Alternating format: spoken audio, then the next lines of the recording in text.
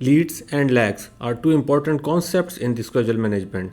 In an ideal world, all project activities are sequentially lined one after the other. As a project manager, you ensure all the activities are completed on time.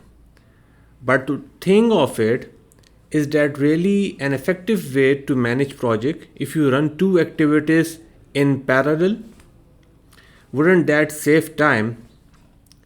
While running activities in parallel sounds great, in the real world project management situations, you may end up intentionally waiting between two activities as well.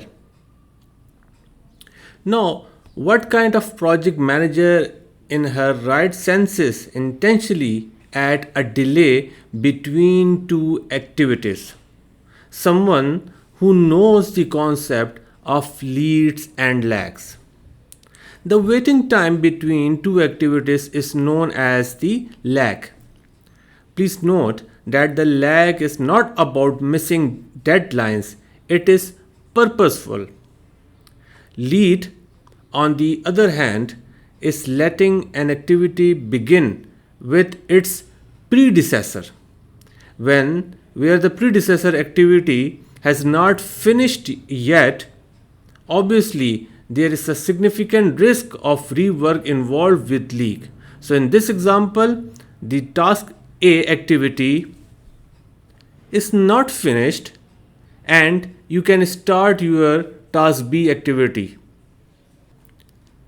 Let's start with the first two tasks here, collect requirement and project design. Suppose that there is a 2 days lag between these two tasks.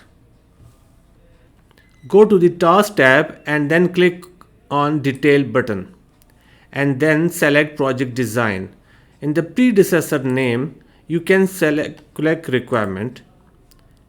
Click OK. Now the basic relationship type is finish to start with lag time 0 days.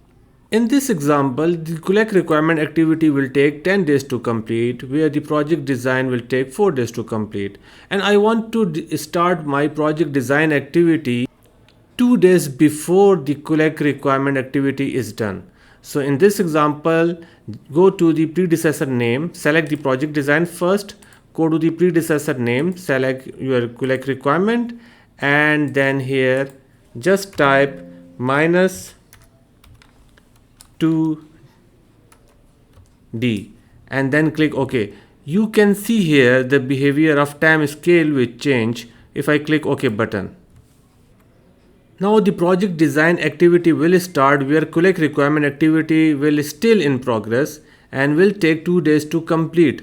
Or you can say that when the collect requirement activity is 80% done, you can start your work on the project design.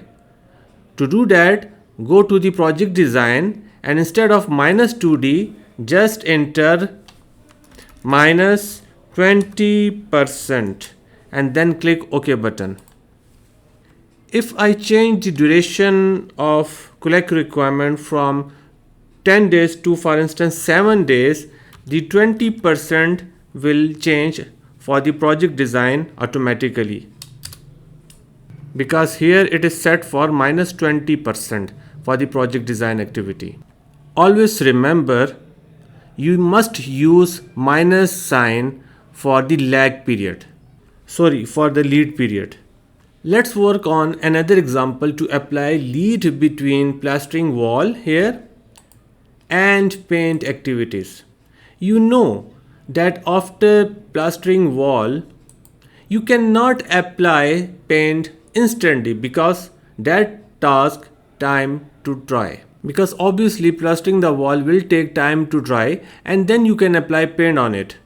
This is called lag period. So you must select paint activity here, go to the predecessor name and select plastering the wall. And in the type, that is the finish to start, and just add 10 days and click OK. Now the plastering the wall activity, for instance, will take 5 days to complete, but here You cannot start your next activity, that is the paint activity, because the plastering the wall activity need 10 days to complete. Then you can start your paint activity.